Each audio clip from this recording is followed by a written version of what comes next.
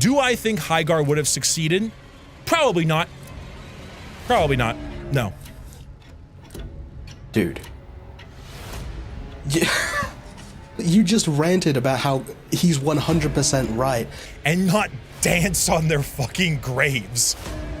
Brickey, are you serious right now, dude? Hey, so unscripted video this time because I logged onto YouTube this morning and saw a video by Brickey. He's someone that I used to follow quite a bit, especially back when he used to play League, and I admire the guy, even if I don't agree on a lot of the stuff he says. But this new video about Highguard, I started watching it and I really think that I need to go through it. I in no way expect this to reflect on his character or like tear down him. I think he's an amazing creator as always. I'm going to be skipping around the video, so if you want to go watch it, I'll leave a link in the description. Go watch his video. It's very well thought out and very well done, but again, a lot of his points I just don't agree with. So let's get started. I'm sorry, but I need to talk about Higuard.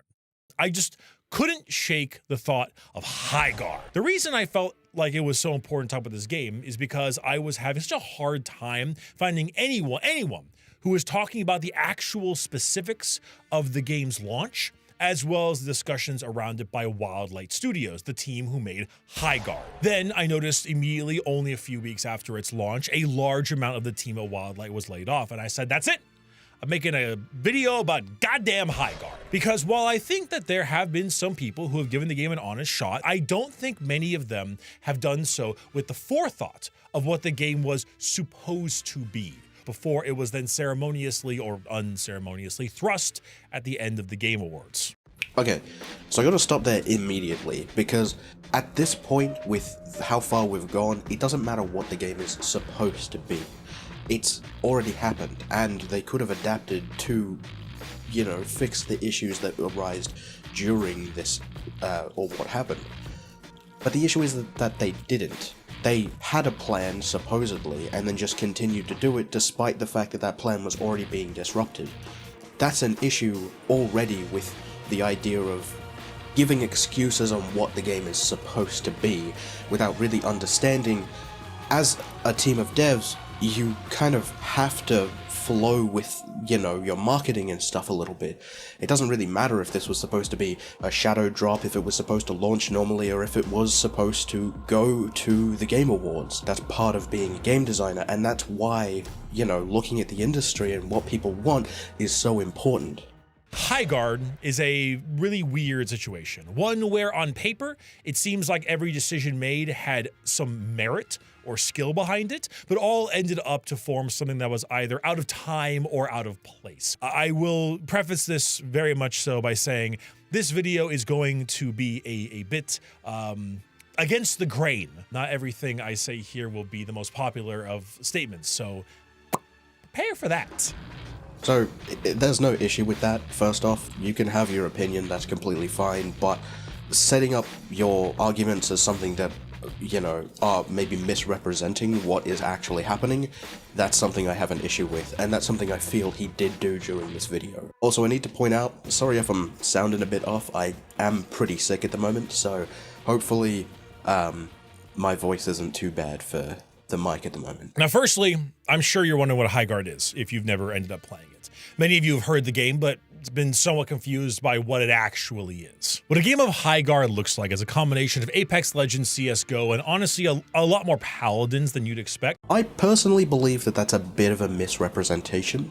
If anything, Deadlock is a lot closer to paladins than anything else, but this Highguard, maybe Overwatch, but even then, you don't have minions or anything, so, like, not really? Just because a game has abilities and has 3 lanes doesn't mean that it fits in the Paladin's mold at all. So when I say the game is a mix of a lot of things at once, that is absolutely the case. Now, if you're watching this video, there might be 2 things you're here for. Either a genuine review of Highguard, or discussion on the development and the things surrounding Highguard, and whether or not Jeff Keighley is going in the company Death Note held in the back room of Wildlight Entertainment. I plan to provide you with all of that, but it's going to be a bit intertwined between itself. So Wildlight has been extremely tight-lipped about this game, so finding specific details is relatively difficult. Now, I have been a Titanfall fan for a long while. I played a lot of Apex in the beginning, so while I do have some contacts at Wildlight or people who know people at Wildlight, I do obviously want to keep most of that as just sort of like Brickey hearsay. So that's something that does concern me a little bit, of the idea that he's defending this game because people he knows worked on it. I understand that this game has come under a lot of criticism, but at the same time, a lot of the criticism is surprisingly justifiable. Not the witch hunting, all of that, all of the people that do that can, like, what the fuck are you doing? But if he's saying this just so that he can defend what Josh Sobel said, that's something that's a little concerning.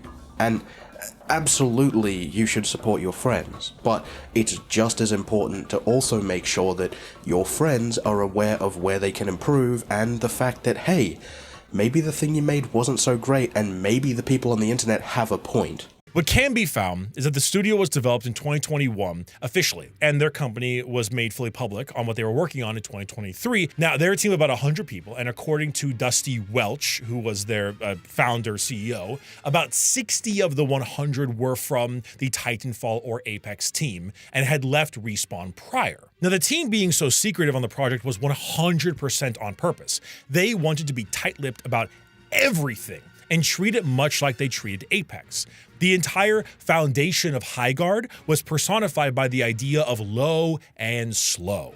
It was a test of a new IP, and much like with Apex, they wanted it to start getting its footing and feedback from players over time to allow it to form into what they wanted it to be. Now, you may or may not remember this, but Apex Legends was a complete shadow drop. EA and Respawn just started a stream with a bunch of static map images of the game, and then like an hour in, played a trailer, announced the title, and a whole bunch of major FPS streamers and folks began a sponsored stream of it. Now, this worked wonders for the game. Obviously, not being Titanfall 3 was disappointing to many, myself included, but we weren't quite in Battle Royale fatigue yet, and it was doing something rather new and completely different, especially having modern fluid shooting controls, which its competition did not have. You can see Highguard taking a super similar approach to everything, with the exception of the Game Awards announcement. They were completely radio silent all the way up to the game's launch. Then a ton of FPS streamers were sponsored by it, and it was available to play. I don't know if I agree with that. By the time that Apex Legends came out, we'd had PUBG for what? Maybe 3 or 4 years? People were absolutely getting worn out by the Battle Royales, especially when coming around to like Fortnite and stuff like that. The difference here is that, like he was beginning to say, Apex was doing something different. It wasn't the generic Battle Royales that we know of today. And something that also I need to bring up is a big difference between using Apex Legends as an example and Highguard is this was marketing. This was a marketing campaign that went over well because it was thought out.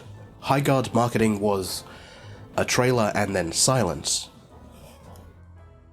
Now, in doing research for this video, one of the most fascinating things I saw was discussion on the development of the game, because the design philosophy and initial bits for this game really make sense on paper. To begin, Wildlight's goal was to always make a shooter. The team are shooter fans. They've worked on shooters. They love shooters. It was always going to be a competitive shooter, and they do not believe in the idea of fatigue within the confines of a multiplayer shooter.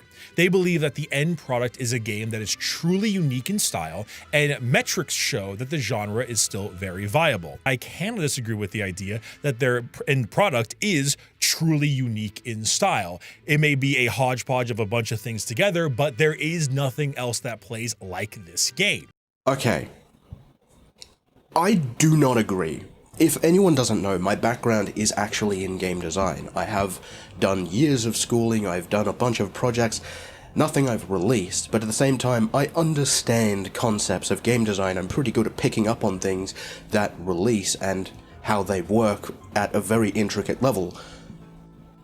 The idea that Highguard was good from a concept perspective because it was always meant to be a shooter is baffling to me. I cannot personally say that I disagree with the idea that it is partially unique, but at the same time, calling it a new breed of shooter is just flat out not true. Like I said, it's two-stage capture the flag. You have a flag, you take it to the point, then you plant a bomb. It's not that intricate and not that incredibly well thought out. Hence there being nothing in the levels, and the gearing system just kind of doing nothing. If any one of you haven't actually watched the video I came out with before this on Highguard, then you'll see what I mean by, like, the system kinda doesn't work, because even though it has this tier system, everyone's always on the same level. In something like Apex Legends, this system works differently because you have a risk and reward system. If you go to more dangerous areas, then you get higher quality loot, where in Highguard, you just always have the same things that the other enemy does, with like maybe one tier difference. Forming Wildlight gave them freedom that wasn't offered with Respawn. A new studio meant they could do things from scratch, especially with a new IP. They wanted to do something different than Apex, and this was the way to go about it. So with the experience of the Apex release timeline in mind, they built Highguard so that it has a year's worth of content ready to go upon release. That way, the focus can be on hotfixes and patches while the content is explored in real time, so they can assess feedback as the game and its subsequent updates came out. That's another thing that I'm kinda confused about, because there was definitely a roadmap for what was coming out throughout the year, but that doesn't mean that it's ready and good to go. Why else would they have cancelled the roadmap to begin with if it was all good to go from the beginning? I just don't think that makes sense. If this game really was good to go from the beginning, why did it launch without ranked? Why did it launch without scoreboards? Why did so much of this game launch in such a half-baked way? There's so many different ways you could have done this, and all of them would have been 10 times more successful. I mean, even just putting early access and then telling the people that are playing your game that you're working on the title would make more sense. That way you have plausible deniability of why you don't have these things implemented already. Now, originally, the game was going to include a much higher configuration with multiplayer combat. At one point, the matches included 8-player teams, and then that was whittled down to 6v6, 5v5, 4v4, and finally 3v3. The size of the maps remained mostly the same throughout, even with the removal of those many players, because the idea was that the players could then gear up without fear of immediate enemy pressure. Mounts were not originally part of the game, but then they were added for convenience sake. Another early design idea for the game was the base building aspect to it, but this was also scrapped. And other early things were scrapped too, and they might be added to future episodes of the game. The idea that this game originally didn't have mounts is insane, and that's not to say that you can't make a project and then work on it. That's obviously what they did here, but you cannot make a map this large with this little in it and then not have a faster way to progress through it. You could argue that the zip lines are that, but at the same time, they're very limited and really, like, stop you from going a lot of places. Now, the team embraced the concept of something more fantasy-like for the game's aesthetic because it offered a more unique theme. To quote, "We like guns that feel and sound real and meaty and shoot real bullets." So we started there. And then we didn't want to make sci-fi for our whole lives. The tech in the world they described as World War I++. They didn't want any magic wands or magic powers that came from the hands of the player, as this would take away from the guns. They wanted it to be meaty shooting with some occasional sparkle powers in there for use in the map. If I'm being completely honest with what he's saying right now, they absolutely failed in that. Just because you have armor and horses doesn't mean that it's suddenly not sci-fi, and I think that's something that they struggled with, because I cannot describe an art style for this game, and if anything, with the look of the guns, I would say that they lean more heavily into sci-fi than they do fantasy. If you want a good example of what fantasy guns look like, then I'd recommend you go and look at Tiny Tina's Wonderland. Those are some incredibly cool, like, wooden hand cannons. I'd also like to point out that the emphasis on the guns at the moment is also very strange to me, because the gunplay is fine. It's nothing to really write home about. It feels alright, but it's really nothing super impressive. So I really want to break this down because I think it's super important. I don't think any part of the lineup of decisions that were made in the production of Highguard was in a vacuum wrong. Wildlight is made up of shooter veterans who have spent most of their careers working on shooter games. This is something that I am very aware of. They believe in a competitive shooter and wanted to make one, and that part of Highguard is admittedly very, very good. Just straight up, having veterans does not mean that you cannot make a bad game. I mean, a perfect example of this is one of the creators of Doom making Daikatana. It doesn't really make sense that just because you have people that have worked in the franchise before or worked in the genre means that they are immune to failure for some reason and have all of the answers. If you do not have a good head, then the rest of the body falls apart. The actual shooting in the game feels fantastic. The reload animations for all the weapons look great. The movement and gunplay moment to moment is easily Highguard's best attribute. The gunplay of Apex, and especially of Titanfall, is excellent, and it is very clear that Wildlight is great at doing exactly this kind of combat. I agree that Apex has incredible shooting, but I don't believe Wildlight understands the reason why it feels so good, and that's mainly because of the way that the projectiles from the bullets react and move through the world. In Highguard, there's just a kind of disconnect where it doesn't land. It's fine, it works pretty well, and you can have fun in this game, don't get me wrong, but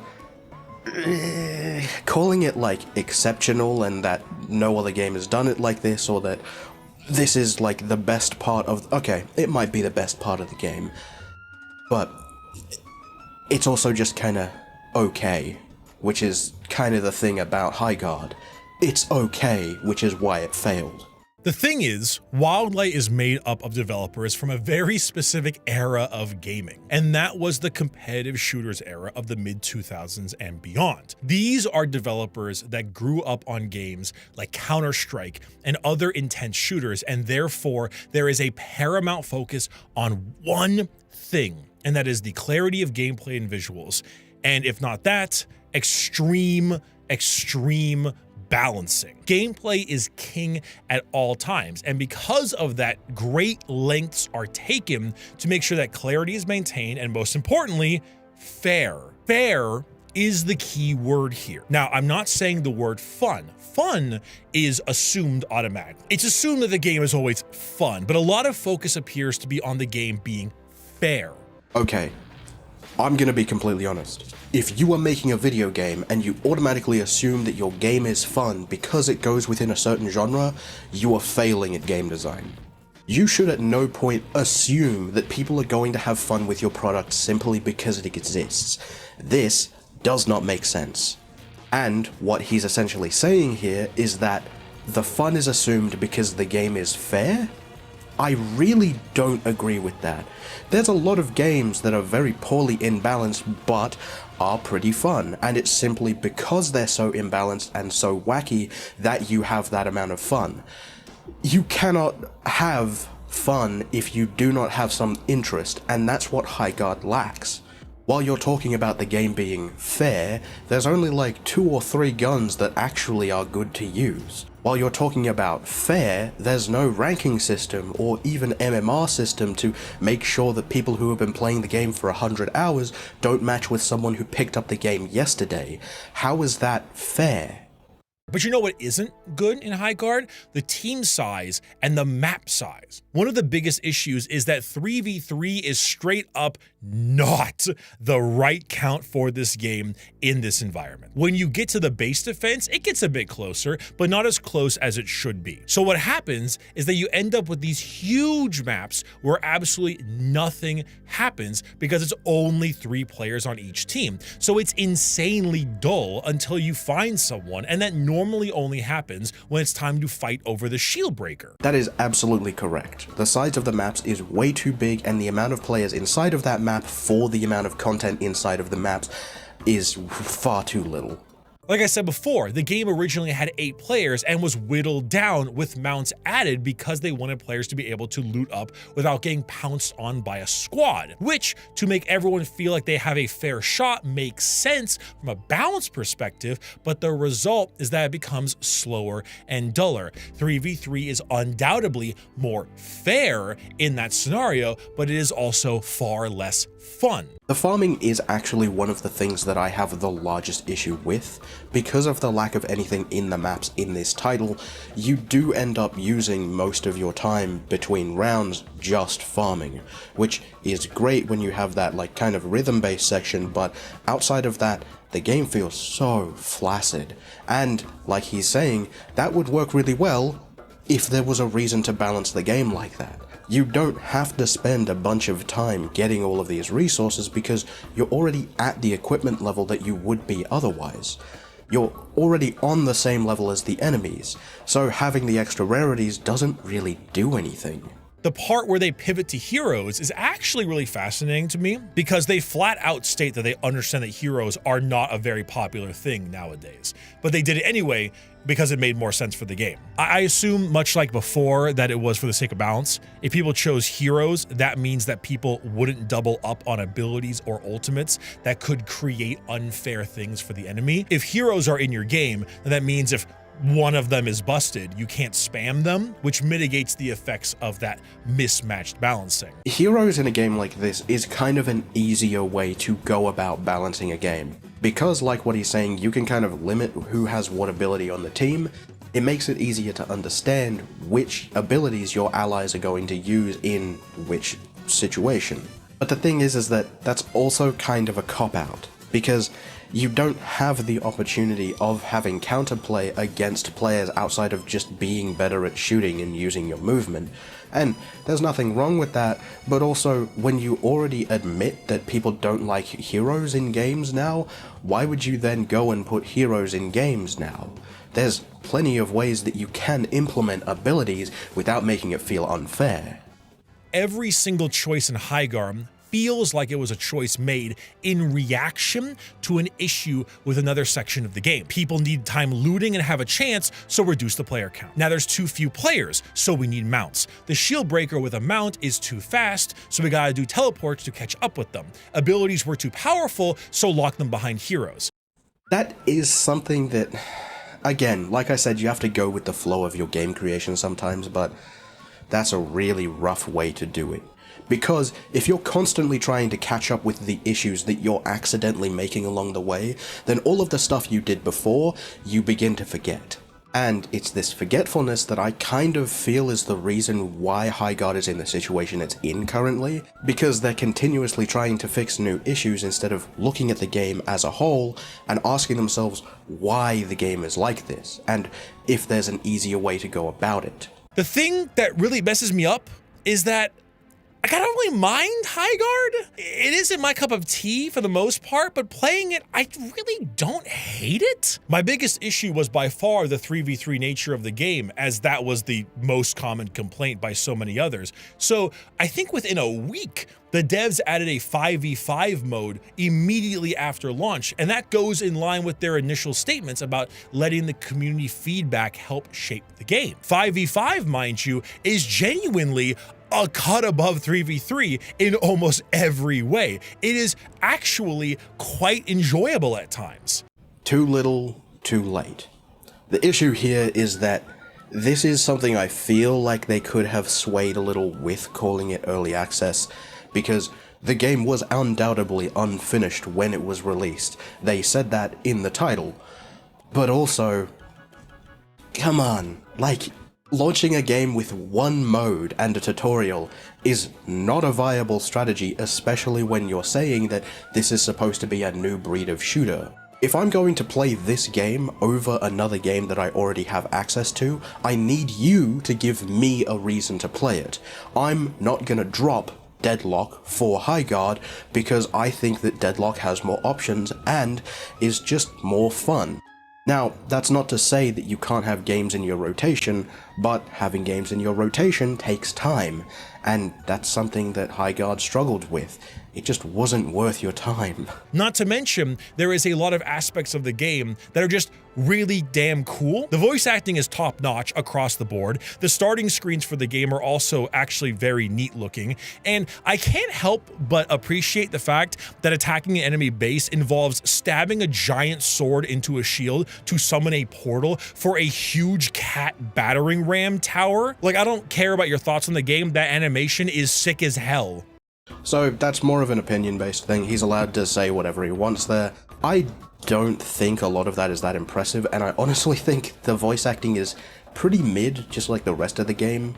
Like, there's so much of the dialogue that is just very generic garbage. This is something that I'm going over in a different video, but there is a difference in how you can approach voice acting in a lot of games. If you look at Deadlock again, because that's my obsession recently, I would say the scripting for the voices is done very well. I also think the voice acting is done very well. And I say those things separately because you have all of the interactions between the characters. You have a bunch of different things that the players can say when they use their abilities and stuff like that. In Highguard, you have a few voice lines for when the characters use their abilities, sure, and what they say when the intro happens or when they're winning or losing, but outside of that, you don't have a lot. All of this to say, again, I don't dislike Highguard. It's very mid, but its gameplay is good enough and its animation slick enough that I can forgive some of its relatively underbaked aspects, at least for a little bit. But unfortunately, a little bit isn't really something that flies in a gas game like this. Now, of course, it all started at the Game Awards. The last game shown of the night is normally a really big one. It's a big deal. It's right before Game of the Year. It sort of crescendos it up, and it's overall just a bit of a spectacle. The thing that constantly gets at me is that Highguard being the final game in the Game of the Year show just went against everything the game set out to do. Every interview, every developer commentary, all the things I mentioned talk so heavily on this game being a slow, smooth shadow drop to then ramp up and find its footing, low and slow, like I said before. A bombastic final trailer at the VGAs seems to have never been the plan. I've tried hard to ask around about why this decision was made, and I cannot seem to find an answer. The only thing I've seen is that Jeff liked the game and wanted to show it off, but that doesn't seem like it's enough of the full story. Okay. This, to me, is kind of insane, because if this was supposed to be a shadow drop, then why did they fire so much of their development team only 2 weeks after the game dropped? Just because you plan out this thing to be a shadow drop doesn't mean you cannot change that. Like, you paid for marketing, right? And also with the Jeff Keighley thing, while I don't believe this is confirmed, I do have kind of an understanding that Jeff Keighley and Tencent may have had a stake in the company, which is why it got so much, support from its marketing. Apart from the fact that they didn't say anything. All of the interviews that he's referencing right now didn't exist until after the game launched. For anyone who doesn't know, when the game dropped, they released 40 videos on their YouTube channel. That's not something you finish right as the game is about to drop. That is something that you plan ahead of time, very far ahead. And this is the issue I have with the idea that the Game Awards was the reason that this game failed. It wasn't. They could have adapted so that they were releasing some of these videos which they would have had finished, just so people could understand what the game was. While when the game dropped there was a lot of jokes about Concord 2 and stuff like that, so many of the videos that I saw were just confusion.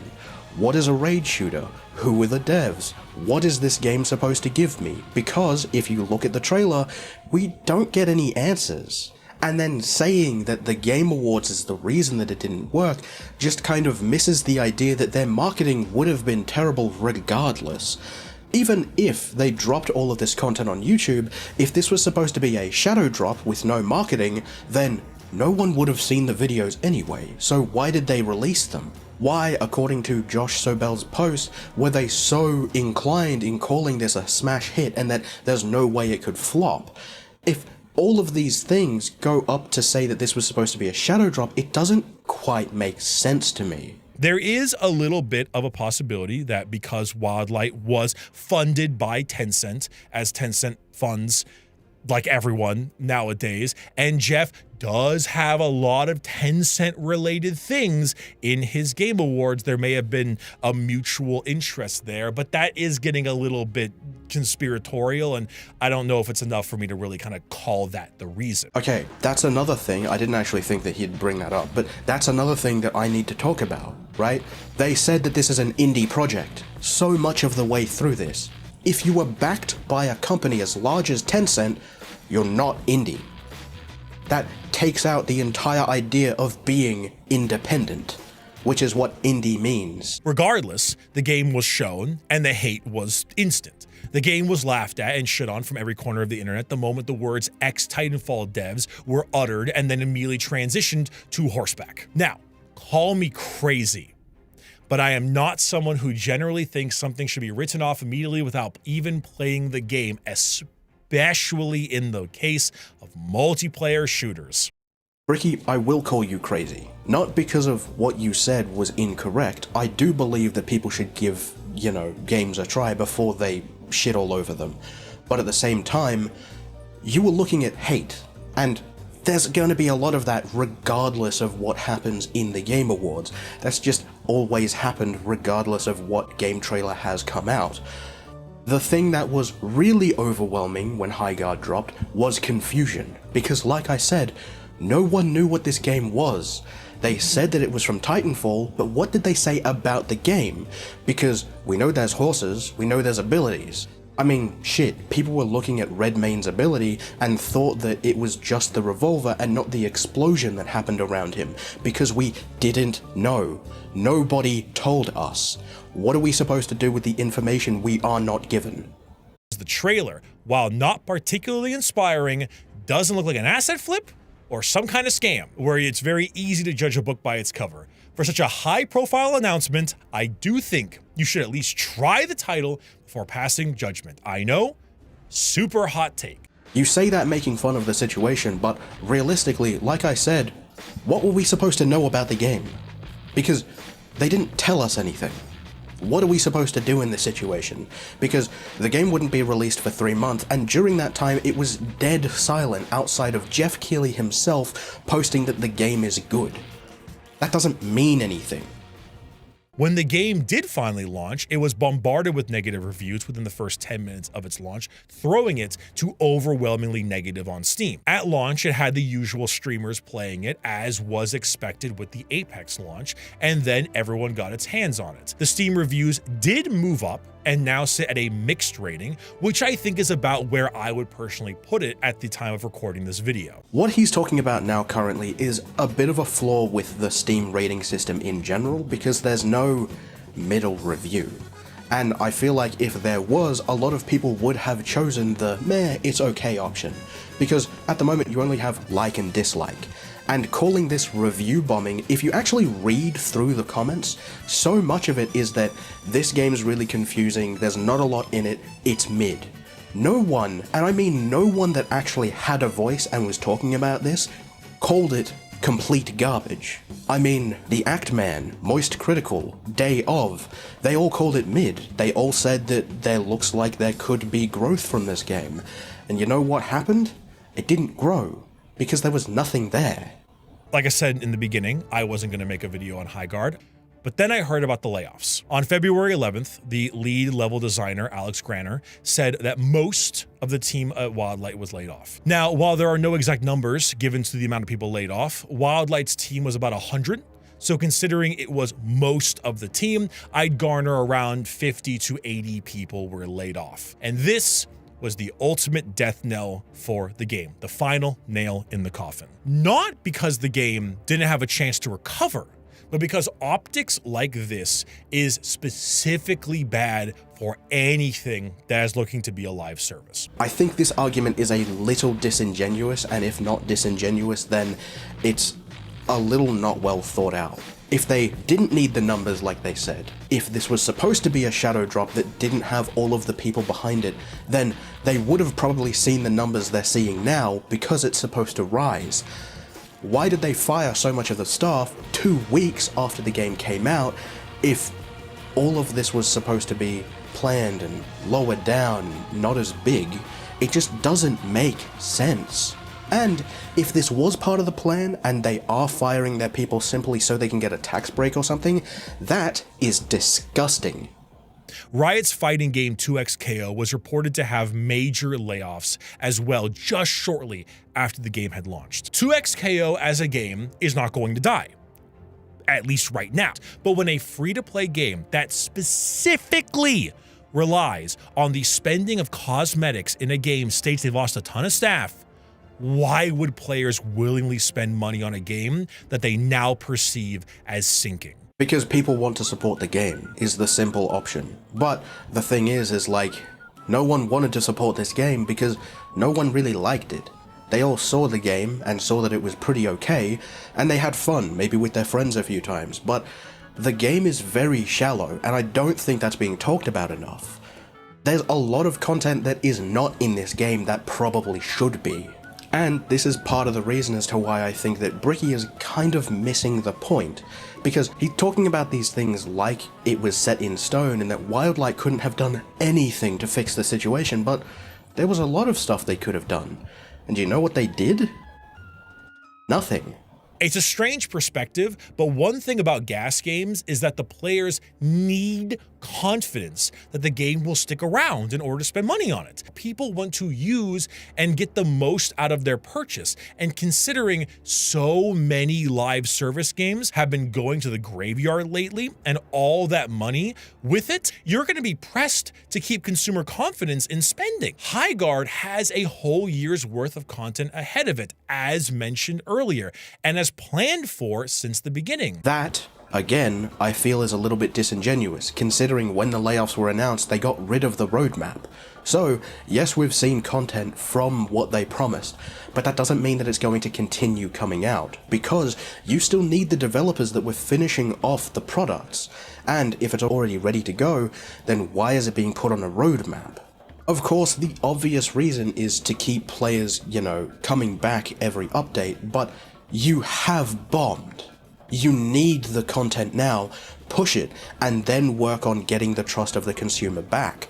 But it's too late for that now because you've fired your staff and you've given up on the title. So, again, what are we supposed to take from that? Shortly after the layoffs, the character and rigger dev who was let go, Josh Sowell, made a long-winded post about Highguard. He lamented on the game's reception from the Game Awards, the toxic gamer culture that fostered into it, and his general sadness and disappointment on how everything went on. This spawned an absolute monstrous amount of articles and reactions, all specifically quoting the phrase, "We were turned into a joke from minute one," and many people saying that Highguard blames the gamers for why their game failed. The dude is completely right. It is unfair. People spend all this time talking about how AAA sucks and gaming is dying and people aren't making stuff they want to make anymore. And this team of developers pull away, they go yank a bunch of money from Tencent, and they run away from one of Lucifer's megacorps and says, we can't do what we want on Apex, so we are gonna do it ourselves with blackjack and hookers and a lot of Chinese money, only to then be immediately bombarded and compared to other failed video games. Okay, immediately. If they're breaking away and then taking Tencent's money, that is not the same thing. You are still working for a large corporation that expects result, especially if they are Tencent of all people, owners of League of Legends and other massive corporations because they own everything. You do not take Tencent's money and then just dawdle around with it and then hope that, oh, maybe the game will be good and people will like it. No, they expect results because you gave them a promise. And he is not right. I do believe that his treatment was unfair because there are a lot of people that do witch hunt and berate for absolutely no reason. But like I said, if you're going to slap someone, then expect to be slapped back. Don't hit someone in the face and then be surprised when it comes back at you. And with a lot of Josh Sobel's arguments, people felt like they were getting slapped, because that's exactly what he was saying, that it was their fault the game failed, and not anything Wildlight could have done. That they were the reason that he no longer has a job, and that is not okay to put on people. Like, am I taking crazy pills here? Is it such an insanely hot take to say maybe the game didn't deserve to be dragged through the mud after one trailer for it dropped? They were not.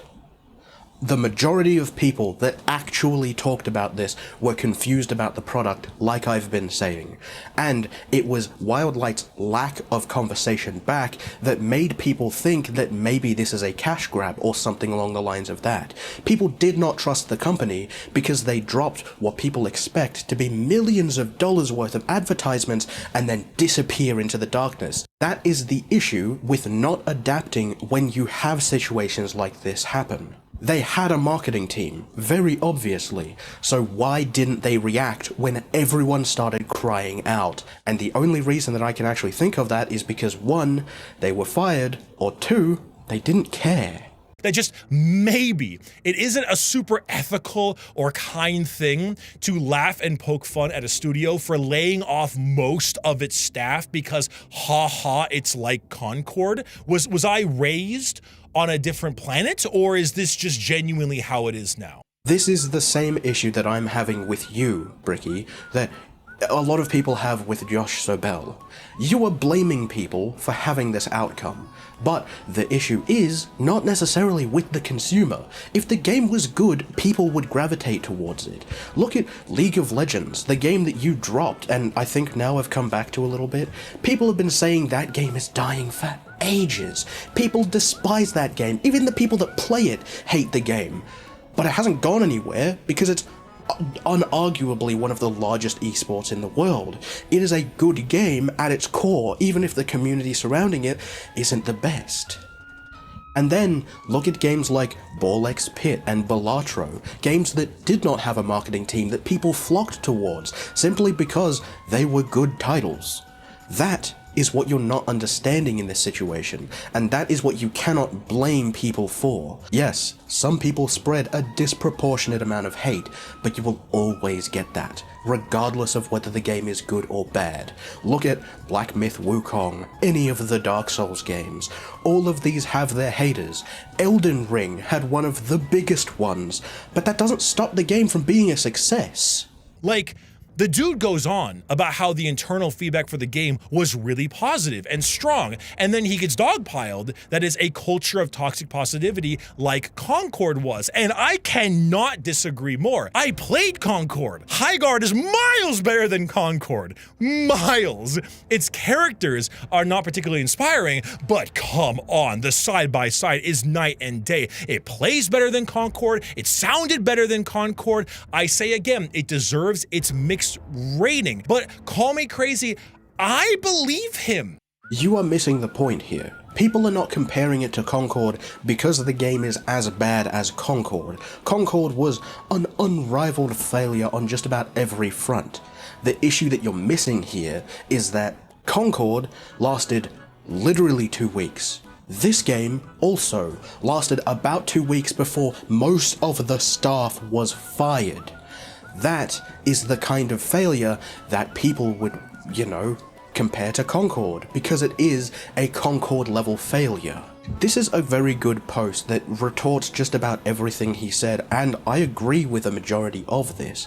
1, internal hype means absolutely nothing. I can make a game and then think it's amazing, but when it comes out, if I find out that it's just another Doom clone, then what am I going to do in that situation?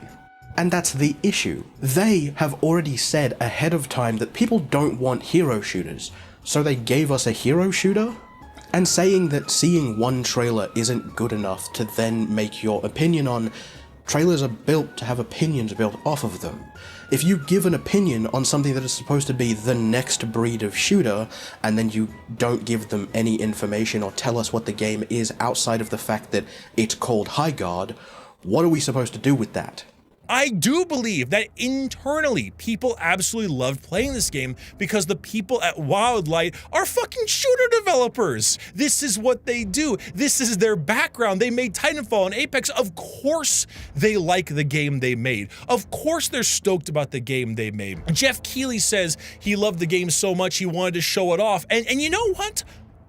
I kind of believe him. If this was the kind of game that was for you as it was for them, then yeah, it has potential. That's the word you should be focusing on.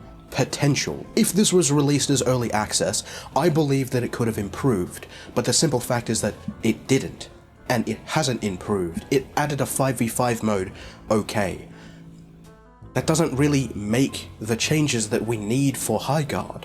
I believe this game had potential as well, but at the moment as it stands currently, this game is incredibly mid and also really struggles with just not having anything that's super unique about it. I feel like I'm going a little crazy. The dude spent the last half a decade of his life working on this game because he couldn't do what he wanted in his current job. They went to go do their own thing, they got their big funding, and they set off to make the game. Then in the course of a month, one single month, the game is revealed, mercilessly shit on, review bombed into oblivion, and then him and all of his friends are laid off and get to be the butt of the joke because Highguard is kind of mid. To go against that, yet again, the trailer released.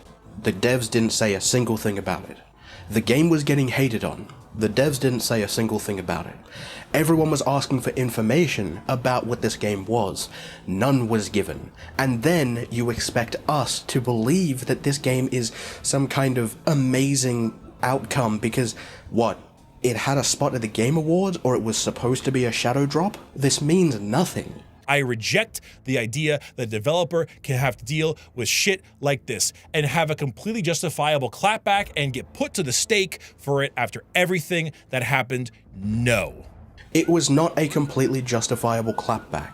It was a guy who was stuck in his own head that crashed out and believed he was in the right about everything, and he understandably got ratioed. Now, that's something that, you know, is unfortunate and happens, but when you're going to go out on a platform like X, you should be able to take the stuff that you give out, and blaming all of the people that you are supposed to, you know, support because they're playing your game, blaming them for your failure is not an okay thing to do. I don't think that it's okay that he got witch hunted. I don't think that it's okay that he got berated. But I also think that it is equally not okay that not only did he not look at it in a retrospective and actually think about all of the ways that Highguard fails and instead puts the majority, if not all the blame, on the consumers. Do I think Highguard would have succeeded even if it had its shadow drop and no VGA treatment? Probably not. Probably not. No. Dude. You just ranted about how he's 100% right. He talks that the game would have been a success if it wasn't for the hatred. You just said that it would have failed regardless. What is your point here? The guy blames toxic gaming culture for the death of Highguard, but he doesn't really fully. Even in his own tweet, he says that it just played a role and it wasn't the entire reason. And I can't disagree with him. He goes out of his way to say that people went out of their way to hate on this game and it worked. Those are words from his initial tweet. So how is that not blaming the consumer? I don't think you're understanding what you're saying here, and if you are, then it's disingenuous and kind of wrong. So no, I don't think Highguard would have lived. Maybe it would have had a slightly higher chance if the VGA stuff didn't happen and if it was shadow drop, because at that point, maybe there would have been some kind of general time and updates as the game built itself up and it wasn't immediately in a massive negative bubble in the entire world's consciousness. This is what I'm talking about. What you are saying now is what people wanted. That is what people were asking for some information about this game before it released. And do you know what we got? Absolutely nothing. It is completely ridiculous to go and say that the VGA is the reason that this game failed. I don't believe that's true at all. You don't believe that's true at all. You said it yourself that this game wouldn't have been a success either way. So then, why is it the consumer's fault that this was a failure? He makes an actual point. The consumer has a lot of power, and a shitload of people put a lot of effort into immediately review bombing the game, and it does have an effect. He's not wrong. But even if the game had just gone its course and died normally, I could have at least written it off as a valiant effort and given them a good old better luck next time, and not dance on their fucking graves. Brickey, are you serious right now, dude? You are looking at a small portion of people that are hating the game. These kinds of people exist regardless of whether a game does good or not. The issue here is that when the game came out, we got nothing. So people continued to overanalyze the trailer because it's all we had to go off of. So we began building out what the game was supposed to be to us. And then when the game came out, we realized that it was not at all what we thought it was. Not only that, but the promises that we had in the game were just kinda flaccid. It's completely understandable as to why people didn't like this game and felt a little betrayed. And then turning around and acting as if it's all of our faults that we didn't understand what the game was and wanted to know more information is kind of ridiculous, right? You're already saying that, you know, going out and hunting people down or laughing at their perspectives isn't a good thing to do. I also believe that. I think everyone should have an opinion of their own. They have every right to do so. But at the same time, if your opinion is completely misrepresenting the point or is not being fully truthful, then that's something that matters, and that's something that needs to be pushed back upon. That's what's happening with your video now, and that's also what's happening or happened with Josh Sobel, even if I don't think it's right as to how vitriolic people went at him. Partially, I think it's a sign of the times. I think the jadedness of the live service genre has been felt so far and wide. Maybe 5 years ago, this would have done gangbusters if times were different and fatigue hadn't set in. But it didn't, and it won't. That is what I am trying to say here. The product that they have given us is not within the time, and is just kind of not up to the standard that we need at the moment. There is absolutely a place for Highguard to be a success, maybe 5 or 6 years ago, dude. Having this and then defending it with all of your heart and then still saying the same thing that everyone else was is baffling. The death knell has already been sounded, and unless a miraculous comeback occurs, it will indeed be offline or on life support in a year or two. So, that was kinda quick, huh? So, I literally just got told this by my editor, but turns out that a week from recording this, Highguard servers will be shut down permanently. The game will be taken offline, no more Highguard at all. Which I think kinda goes to prove how much of a mess this really was. I mean, you don't have this catastrophic of a failure, and you also don't have the servers shut down this quickly if there isn't some kind of funding behind them. Which would also make sense as to why apparently and allegedly Tencent has pulled their funding from this game. Which, yeah, definitely starts to seem like more of the case now, doesn't it? So, the post we've seen so far says, Highguard's final update arriving soon. Thank you for playing with us. Today, we're sharing the difficult news. We've made the decision to permanently shut down Highguard on March 12th.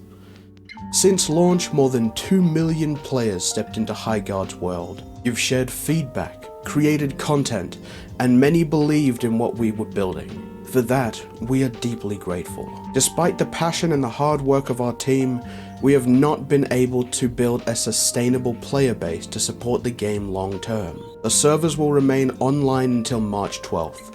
We hope you will jump in with us one more time to show your support and to get the final great matches in while you still can. The team is excited to release one final game update to enjoy in the remaining lifespan of the game. We'll be adding a new warden, new weapons, account level progression, and skill trees. Full patch notes are coming, and we're targeting tonight or tomorrow morning for this patch release. From all of us remaining at Wildlight, thank you for playing, for supporting us, and for being part of Highguard's story. My guy, what fucking story? It lasted a collective of 5 weeks. People going out and claiming that this isn't Concord 2 for some reason? What is that? Hey guys, maybe you waited just a little bit too long to add things like level progression and skill trees. We are 5 weeks in. You are shutting down the servers and you are adding essential things to the game. What was your plan here? I mean, I gotta be fucking honest, this is so baffling to me. I have no idea as to why you would wait this long to add such essential mechanics to the game and then still just shut down anyway. You've already rolled back all your staff, you've already cut back a lot of the features, you've already gotten rid of the roadmap despite the fact that you apparently had a year's worth of content laid out. Where is all of that going? Did any of that even exist, or did you just kind of hope that all of these things would fall into your lap? Are these things that you had planned, or are these things that you wanted to have planned, you wrote down, and then you just kind of expected to happen? Because, hint hint guys, you gotta pay your staff if they want to make content. Anyway, I gotta cut in to say that because, oh my... I just can't believe it, man. I can't believe that after 4 weeks the game's been out, and then they shut down in a week from now. This was supposed to be an indie game. Back to the fucking video. I don't care anymore. This game's a piece of fucking shit. As I played more of the game this last week to get footage for this video, the feeling that Highguard was the wrong thing shot by the public became more and more prominent. And I actually found myself excited to play it again for footage. Like, I was excited to load up Highguard. The more I play, the more I think just how ridiculous it is to review bomb a game because the people who made Titanfall didn't do it again, as if that was a choice they had. That is not the point. And that's what I'm saying. That is completely missing the point. If they did not want this game to be compared to Apex Legends and Titanfall, then they shouldn't have had it in the announcement trailer that these are the creators of Titanfall and Apex Legends. That sets a precedent. That makes people that are watching the things and liked those titles in the past think, ooh, this next thing is going to be really good. That is already setting itself up for failure. And it is completely okay for you to enjoy Highguard and to go back and play it more. That is completely up to you to do. That is up to anyone watching this video to do if they want to. But the simple fact is that people aren't, because they aren't finding it interesting. They aren't finding it up to the standard that modern games are. And that's not taking into account the fact that they could have pivoted in a lot of different situations. They could have done literally anything to help ease this game into the public's eye, but they chose not to. They chose failure. And that is why it is getting the hate that it is currently. Because we weren't necessarily lied to, but we were misled. A video game is held up by its casual player base, by the everyman who is not as in tune with the internet and says, hey, let me check out that game and see. So when they only see article upon article of vitriol, video after video of Concord comparisons, and the game review bombed into oblivion, yeah, that's going to affect their purchase or their time in wanting to download the game. Yes, but do you know what also affects the player's view on that? Opening the game and playing the 700th tutorial for a first-person shooter that we know, instead of just having it be an option. Not having scoreboards in the game. Having an empty map that has nothing inside of it with very little to do. Having a gameplay loop that has been done again and again and again. And then people behind it expecting you to love it just because it's this thing you like. That's not how the game industry works, and if you think that's how the game industry works, then I think you need to do some more research. The thing is, it doesn't matter if people thought the game was good or not, or for them or not. Video games are such a plethora of genres, styles, mechanics. It doesn't matter if people fucked with Highguard, but just maybe the team who made it didn't need to be ran out of town before it even launched. What are you saying? Of course it matters if people like Highguard. Of course it matters if people fuck with Highguard. That's why people play games.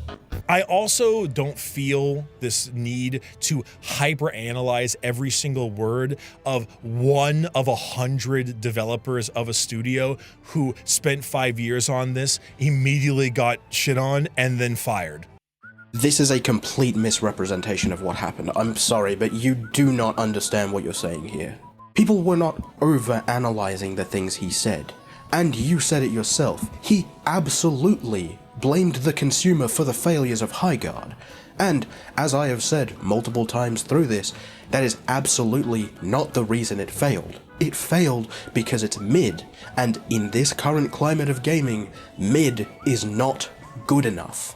Do I think the game maybe was in a bad time? Absolutely. Do I think that the people in Wildlight maybe liked their stuff a bit more than the wider public would have? Absolutely. Do I think that perchance what they aimed for in this genre, in this realm, in this style was wrong? 100%. Do I think Highguard would have made it again? I don't think so, but I still don't think this was the way. Brickey, I understand where you're coming from. And there's a lot I agree with you, like, the game is just kind of mid. The amount of hate that it received was kind of blown up, but there was no way that that was the only reason this failed. Like you said it yourself, this game probably wouldn't have been a success because it's just kind of middle of the road. But at the same time, you cannot defend the views of someone blaming other people for every single thing that went wrong. I am not saying that Josh Sobel deserved what happened. But at the same time, as I've said before, he chose to go onto the internet that day and then write an essay about how the team that loved the game did nothing to conclude to the failure that was this title. And that is something that is increasingly common in games today. People not looking back at their games and looking at why they failed. They all just look at a failure and then be like, the consumers were the reason. YouTubers told them that it was bad. Oh, the advertising wasn't right. No. If the game is not good, you need to have an actual introspective look at everything inside of that game and then ask yourself, would I play this game? That is something I do every time I upload a video, and 9 times out of 10, the videos you see up there is yes, I would watch this video. And while I know that not all criticism is good criticism, I also know that if someone is absolutely glazing the shit out of a game, I probably shouldn't be listening to them, because they're obviously biased. Much like the team and Jeff Keighley was about this title. I like parts of the game. I don't like other parts of the game. I think where it stands right now at mixed is the right place for it. I think the hate is both overblown and it's still not simultaneously a fantastic game. But that's nuance, baby. We need more of that in the world. Anyway, a lot of stuff today coming from the chest. A lot from the chest. Maybe I'm a bit naive. Perchance I could be naive, but I don't know. I see this and I feel bad. It feels terrible to watch. I have an issue with the ending of this, and this feels like you're trying to soften the blow for yourself, because I would say that you are absolutely naive in this situation, and it's worth noting that you are naive, and that's not a bad thing. Everyone grows, everyone sees the world different ways. That's inevitable. But the issue here is that you just kind of are misrepresenting the topics and then not understanding why people are feeling the ways they are. You said it yourself, the game is mid. I said at the beginning of this, there is an issue with the way that Steam does their rating systems in the fact that you cannot have a 50-50 review. It's either positive or negative. And the fact is that if someone is having a negative experience or a middling experience and they don't think that this game is worth their time, they're gonna hit that dislike. Because at the end of the day, that's all that really matters. They didn't like it. That's why it hit mostly negative, and the reason it rised after that was because the people that stuck with the game and enjoyed it then left reviews afterwards. If they had all done that at the beginning, it probably wouldn't have hit mostly negative. But other than that, thank you all so much for watching. Keep an eye out for more of these in the future, and hey, if you like these more kind of like off the top of the head videos, let me know. I'll tell my editor that they might need to be prepared for some more work soon. I'll catch you later.